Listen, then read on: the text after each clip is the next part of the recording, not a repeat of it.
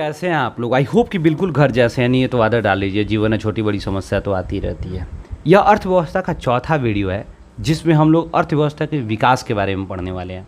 देखिए, बहुत important video होने वाला है। आपको पता है कि जो पिछला मेरा 3 गो वीडियो है, ठीक है ना, उसमें हम लोग अर्थव्यवस्था किसे कहते हैं, अर्थशास्त्र क्या होता है, अर्थव्यवस्था का प्रकार क्या होता है, इसको बहुत अच्छे ढंग से क्या किए थे, पोस्टमार्टम किए थे। लेकिन अब आज के इस वीडियो में हम क्या करने वाले हैं, अर्थव्यवस्था के विकास को देखने वाले हैं कि अर्थव्यवस्था का विकास कैसे हुआ था। विश्व में जो देश की अलग अलग देशों की अलग अलग तरह की अर्थव्यवस्थाएँ होती है, वो कैसे विकसित हुआ, कैसे आज इतना ज़्यादा विकसित हो चुका है। बात समझे कि नहीं? इन्हीं चीज़ों को समझेंगे, ठीक है ना, किस स्वरूप से वो धीरे धीरे करके वो विकसित हुआ, ठीक है ना, इन्हीं का पोस्टमार्टम करेंगे। बात समझे कि नहीं? तो चलिए बिना किसी समय गंवाए मिल के मचाते हैं बवाल विद बहुत सारा सवाल। पहला बात, ठीक है ना, समझते हैं कि किसी भी देश के अर्थव्यवस्था के विकास का अपना एक इतिहास होता है जिसमें वह विभिन्न परिस्थितियों से गुजरता है। बड़ा सिंपल बात है यार। तुम ही छोटा से जब बड़े हुए हम लोग, हर कोई, ठीक है ना, तो देखो कितनी परिस्थितियाँ आई होगी हमारे जीवन में, ठीक है ना, कितनी तरह की समस्याएं, कितनी तरह की खुशी, हर्षोल्लास, बहुत सारी चीज़ें आई होंगी जीवन में, देखने को मिला होगा, ठीक है ना।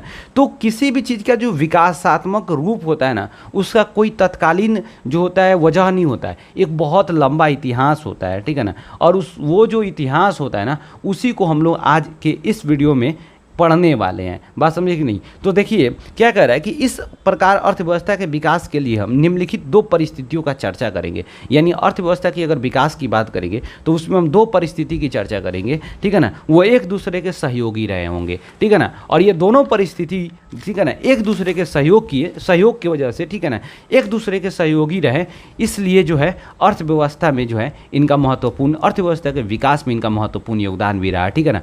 पहला आर्थिक विकास, दूसरा मौद्रिक विकास, ठीक है ना, कि अर्थव्यवस्था के विकास के लिए हम 2 परिस्थिति देखेंगे, एक आर्थिक विकास, दूसरा मौद्रिक विकास। दिमाग में रखना है, ठीक है ना। अब आर्थिक विकास की हम लोग क्या करेंगे, चर्चा करेंगे। आर्थिक विकास की चर्चा करेंगे और एक एक करके चीज़ों को समझेंगे। देखिए क्या कह रहा है, कह रहा है क्या, आर्थिक विकास एक ऐसी अनवरत प्रक्रिया है, ठीक है ना। अनवरत का मतलब होता है लगातार चलने वाली, ठीक है ना। एक ऐसी अनवरत प्रक्रिया है जिसके परिणाम स्वरूप देश में समस्त उत्पादन के साधनों का कुशलतापूर्वक प्रयोग किया जाता है। इसमें राष्ट्रीय आय एवं प्रति व्यक्ति आय में लगातार लंबे समय तक वृद्धि होती है। मतलब सिंपल बात है, अर्थव्यवस्था जब भी हम कहेंगे तो ये एक प्रकार का क्या है, एक प्रकार का ढांचा है, एक प्रकार का स्वरूप है जिसमें विभिन्न प्रकार के क्या करते हैं, उत्पादन, मतलब कि संसाधनों का प्रयोग करके उत्पादन का, बात समझे कि नहीं, उत्पादन करते हैं, ठीक है ना। तो कहने का मतलब ये है कि ये जो उत्पादन का साधन है, उत्पादन की जो प्रक्रिया है, ये आज से नहीं है, ये प्रारंभिक काल से ही, शुरू से ही जो है धीरे धीरे करते हुए आज तक ये चलता आ रहा है, ठीक है ना।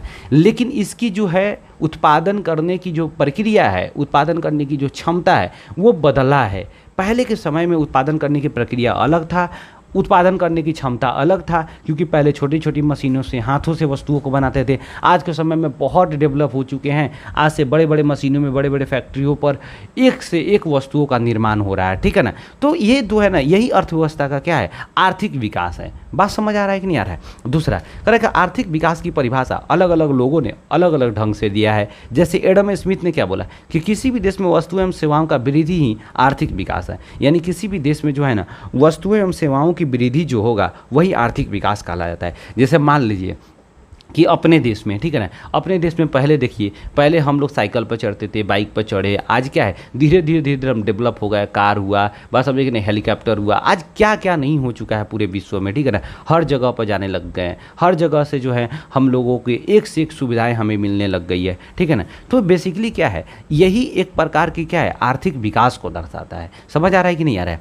दूसरा कर कार्ल मार्क्स, समाजवाद की स्थापना ही आर्थिक विकास है। कार्ल मार्क्स क्या बोलता था कि जो ये पूंजीवादी अर्थव्यवस्था है ना, इसके जगह पर कार्ल मार्क्स का नहीं, समाजवादी अर्थव्यवस्था का विकास जो किया जाएगा यही आर्थिक विकास होगा। दूसरा मेयर एवं बाल्डिन ने क्या बोला था कि यहाँ पर आर्थिक विकास एक ऐसी प्रक्रिया है जिसके द्वारा लंबे समय में किसी अर्थव्यवस्था की वास्तविक राष्ट्रीय आय में वृद्धि होती है। यानी कहने का मतलब ये मेयर एवं बाल्डिन के द्वारा कहा गया था कि आर्थिक विकास एक ऐसी प्रक्रिया है जिसके द्वारा लंबे समय में क्या होता है कि अर्थव्यवस्था की वास्तविक राष्ट्रीय आय में वृद्धि होती है। यानी अर्थव्यवस्था की क्या होती है, वास्तविक राष्ट्रीय आय में वृद्धि होती है। क्लियर हो रहा है कि नहीं हो रहा है? बिल्कुल क्लियर हो रहा है। अब आगे समझिएगा भाई साहब, कह रहा है कि आर्थिक विकास एवं आर्थिक वृद्धि में क्या अंतर है, खूब दिमाग से समझिएगा। हम कह रहे हैं आर्थिक विकास, 2 शब्द का उपयोग कर रहे हैं, एक आर्थिक वृद्धि कह रहा है। तो देखिए 1970 के दशक के पहले था ना, आर्थिक वृद्धि एवं आर्थिक विकास दोनों का समान रूप में प्रयोग किया जाता था, ठीक है ना। लेकिन देखिए जब आप डेवलप हो जाते हैं, बहुत ज़्यादा डेवलप हो जाते हैं, तो आप छोटी छोटी चीज़ों में डिफरेंस करने लग जाते हैं। बात समझे कि नहीं। आप देखिएगा जब हम लोग गरीब रहते थे, बात समझे, तो हमको कोई भी कुछ भी बोल देता था, कोई फ़र्क नहीं पड़ता था। हम भी किसी को कुछ भी बोल देते थे अपने दोस्त में, बात समझे कि नहीं, तो कोई फ़र्क नहीं पड़ता था, बात समझे कि नहीं। लेकिन वही भाई साहब जब हम बड़े हो जाते हैं, जब धनी मनी हो जाते हैं, तो हमारे लिए छोटा छोटा बात डिफरेंस मतलब कि मायने रखने लगता है। छोटा सा बात हमें कोई आँख दिखा देता है तो लगता है भाई साहब हमें क्या कह दिया, कितना बड़ा हमारा जो है हमारे साथ मतलब बुरा हो गया, ठीक है ना।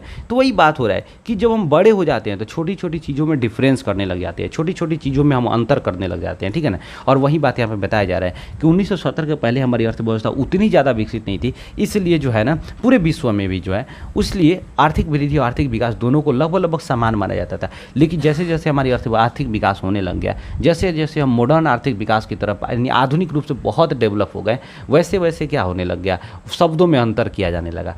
वर्तमान समय में अर्थशास्त्रियों के द्वारा दोनों में अंतर किया जाने लगा है। और क्या अंतर किया जाने लगा है, यही चीज़ों को समझना है थोड़ा सा। देखिए क्या करें, सामान्यतः यदि किसी देश के जीडीपी और प्रति व्यक्ति आय में वृद्धि होती है तो उसे आर्थिक वृद्धि कहते हैं। यानी जब किसी देश के जीडीपी, बात समझे कि नहीं, या प्रति व्यक्ति आय में वृद्धि होती है तो उसे हम क्या कहते हैं, आर्थिक वृद्धि कहते हैं, बात समझे कि नहीं।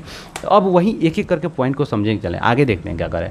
आर्थिक विकास का परिभाषा आर्थिक वृद्धि से व्यापक होता है। यानी आर्थिक विकास का जो परिभाषा होता है ना, वो आर्थिक वृद्धि से व्यापक होता है। यह किसी देश के सामाजिक, सांस्कृतिक, आर्थिक, गुणात्मक एवं मात्रात्मक सभी परिवर्तनों से संबंधित होता है। यानी क्या करें कि किसी भी देश के आर्थिक विकास का जो परिभाषा होता है ना, वो आर्थिक वृद्धि से बहुत बड़ा होता है, बात समझिए, व्यापक होता है। करें क्या, यह किसी भी देश के सामाजिक, सांस्कृतिक, आर्थिक गुणवत्ता एवं मात्रात्मक सभी परिवर्तनों से संबंधित होता है। आर्थिक वृद्धि का मतलब सिंपल हम क्या समझ गए थे कि हमारे जीडीपी में, प्रति व्यक्ति आय में अगर वृद्धि होगा, बढ़ेगा, तो उसे हम आर्थिक वृद्धि कहेंगे। लेकिन आर्थिक विकास का मतलब होता है हमारे सामाजिक परिवर्तन, सांस्कृतिक विकास, आर्थिक रूप से विकास करे, बात समझे कि नहीं, उसके क्वालिटी में परिवर्तन आ जाए, ठीक है ना, हमारी रहन सहन में परिवर्तन आए, बात समझे कि नहीं, स्टैंडर्ड हो, तो उसे हम आर्थिक विकास कहेंगे, ठीक है ना। दूसरा करेगा आर्थिक विकास, खूब ध्यान से समझिएगा। आर्थिक विकास का मुख्य उद्देश्य कुपोषण, बीमारी, निरक्षरता और बेरोजगारी को खत्म करना होता है। आर्थिक विकास का मुख्य उद्देश्य क्या होता है, खूब समझिएगा। यहाँ आर्थिक विकास कह रहा है कि आर्थिक विकास का मुख्य उद्देश्य कुपोषण, बीमारी, निरक्षरता और बेरोजगारी को खत्म करना होता है। दूसरा, श्रीमती उर्सला हिक्स के अनुसार, खूब ध्यान से समझिएगा, ये एक अर्थशास्त्री हैं, इन्होंने क्या बोला हुआ था कि आर्थिक वृद्धि शब्द का उपयोग आर्थिक दृष्टि से विकसित देशों के लिए किया जाता है। क्योंकि एग्जाम में ये बात पूछा हुआ है, इसलिए दिमाग में रखिएगा। कहेगा क्या कि आर्थिक वृद्धि शब्द का उपयोग आर्थिक दृष्टि से विकसित देशों के लिए, यानी वृद्धि शब्द का प्रयोग विकसित देश के लिए, जबकि विकास शब्द का प्रयोग विकासशील देश के लिए किया जाता है, ठीक है ना। यानी विकसित देशों के लिए आर्थिक वृद्धि शब्द का प्रयोग, जबकि विकासशील देशों के लिए यहाँ पर विकास शब्द का, आर्थिक विकास शब्द का प्रयोग किया जाता है। क्लियर। अगला बात करेंगे मेडिसन, यहाँ पर समझिएगा खूब हिसाब से क्लियर। मेडिसन के अनुसार धनी देशों में आय का बढ़ता हुआ स्तर आर्थिक वृद्धि कहलाता है। यानी विकसित देशों में जो आय का बढ़ता हुआ स्तर, मान लीजिए हमारा इनकम बढ़ जाएगा तो उसे आर्थिक वृद्धि कहेंगे, ठीक है ना। जबकि निर्धन देश में यानी गरीब देश में यदि हमारा आय बढ़ता है तो उसे आर्थिक विकास कहेंगे। तो बात वही हो गया, दोनों का मिला जुला के। जो धनी देश होते हैं, विकसित देश होते हैं, वहाँ पर लोगों का जब आय बढ़ेगा, जीडीपी बढ़ेगा, तो उसको आर्थिक वृद्धि कहेंगे। हमारे यहाँ जब विकासशील देश है या अविकसित देश है, वहाँ पर जब आर्थिक विकास का मतलब हो जाएगा कि उनके देश के जो जीडीपी है, वहाँ के लोगों का आय बढ़ेगा, तो उसको हम आर्थिक विकास कहेंगे। क्लियर हो रहा है कि नहीं हो रहा है। अब देखिए अगला बात करें कि प्रायः आर्थिक प्रगति के स्थान पर आर्थिक वृद्धि या आर्थिक विकास शब्द का प्रयोग किया जाता है। लेकिन भाई साहब देखिए, आर्थिक प्रगति का जो एक तीसरा वर्ड आ जाता है आर्थिक प्रगति, तो आर्थिक प्रगति में जो है ना, आर्थिक वृद्धि और आर्थिक विकास दोनों शब्द का प्रयोग किया जा सकता है, कोई दिक्कत नहीं है, कोई समस्या नहीं है। क्लियर हो रहा है कि नहीं हो रहा है। तो आई थिंक इस वीडियो में हम लोग क्या समझे कि आर्थिक वृद्धि, मतलब कि एक तरह से आर्थिक विकास को समझे, बस समझिए कि आर्थिक विकास यानी अर्थव्यवस्था के विकास में दो परिस्थिति को देखेंगे, एक आर्थिक विकास, दूसरा मौद्रिक विकास। आर्थिक विकास में हम क्या देखें कि आर्थिक विकास क्या होता है, आर्थिक वृद्धि क्या होता है, आर्थिक वृद्धि और आर्थिक विकास में अंतर क्या होता है। क्लियर समझ गया कि नहीं समझ गया, बिल्कुल एग्जाम में पूछता है। अब आइए हम आर्थिक नियोजन के बारे में समझते हैं। बहुत ही इंपॉर्टेंट चीज़ है, समझना बहुत ज़रूरी है, क्योंकि भाई साहब ये आर्थिक नियोजन के बिना आर्थिक विकास संभव नहीं है। खूब दिमाग से समझिएगा। करें कि आर्थिक नियोजन का मतलब होता है प्लानिंग करना। देखिए, आप कोई भी काम करते हैं, आप चाहते हैं उसमें विकास हो जाए, मतलब उसमें वृद्धि करें, उसमें हम आगे बढ़ जाएँ, डेवलप कर जाएँ, तो सबसे पहले आपको प्लान करना होगा। जब तक प्लानिंग नहीं कीजिएगा, तब तक आप विकास नहीं कर पाएँगे। जैसे मान लीजिए, सिंपल बात है, आपको पढ़ना है, आपको बहुत अच्छा मार्क्स लाना है, तो जब तक आप प्लानिंग नहीं कीजिएगा, कौन-सा सब्जेक्ट कितना पढ़े, कौन-सा सब्जेक्ट कब पढ़े, कौन से सब्जेक्ट में कम मेहनत करे, कौन से सब्जेक्ट में ज़्यादा मेहनत करे, बात समझे कि नहीं? कैसे पढ़ाई करे, कहाँ पढ़ाई करे, ठीक है ना? ये सब प्लानिंग जब तक आप नहीं कीजिएगा, तब तक आपका मार्क्स अच्छा नहीं आ सकता है, तब तक एक अच्छा स्टूडेंट आप नहीं बन पाइएगा। उसी तरह आर्थिक नियोजन भी है। जब तक आप देश में, जैसे मान लीजिए आप देश की अर्थव्यवस्था को विकसित करना चाहते हैं, देश में लोगों के आय को वृद्धि करना, मतलब लोगों के आय को बढ़ाना चाहते हैं, देश में गरीबी खत्म करना चाहते हैं, देश में बेरोजगारी खत्म करना चाहते हैं, तो इसके लिए पहले प्लान करना होगा, एक प्लान बनाना होगा, ठीक है ना, कि कैसे किया जाएगा, ठीक है ना, और एक टाइम बनाया जाएगा कि हम इस टाइम के अंतर्गत ऐसे ऐसे करेंगे तो काम हो जाएगा। तो उसी को तो हम लोग प्लानिंग कहते हैं, ठीक है ना। तो दुनिया में, अपने जीवन में समझिएगा, अपने जीवन में जब तक आप प्लान नहीं कीजिएगा, प्लानिंग नहीं कीजिएगा, तब तक आप जीवन के एक स्टेप भी सही ढंग से नहीं कर सकते हैं, आप आगे नहीं बढ़ सकते हैं। बात समझे कि नहीं? तो आप समझिए, आर्थिक नियोजन का आशय एक ऐसी प्रक्रिया से है, आशय का मतलब यहाँ पर अर्थ होगा मतलब, यानी आर्थिक नियोजन का अर्थ, आर्थिक नियोजन का मतलब, ठीक है ना, इसका वर्ग तीनों का मतलब एक ही होता है। एक ऐसी प्रक्रिया से है जिसमें एक निश्चित समय अवधि, यानी एक निश्चित समय में कुछ सुनिश्चित एवं स्पष्ट लक्ष्यों की प्राप्ति हेतु आर्थिक संसाधनों का उपयोग किया जाता है। सिंपल बात है कि आर्थिक नियोजन का मतलब क्या होता है कि जिसके अंतर्गत हम एक निश्चित समय में कुछ सुनिश्चित का मतलब कुछ हम अपना लक्ष्य निर्धारित करते हैं कि हमें क्या करना है। जैसे मान लीजिए कि आपका समय रखिएगा कि 2 दिन के अंदर हम इस मैथ के 2 चैप्टर का रिवीजन कर लेंगे, 2 दिन के अंदर एसएसटी के 2 चैप्टर को हम समाप्त कर लेंगे, याद कर लेंगे, ठीक है ना। तो यानी एक निश्चित समय बनाए, ठीक है ना, और जो आपके पास संसाधन है उसका उपयोग करने लग गए। बात समझे कि नहीं? तो उसे ही हम लोग क्या कहेंगे?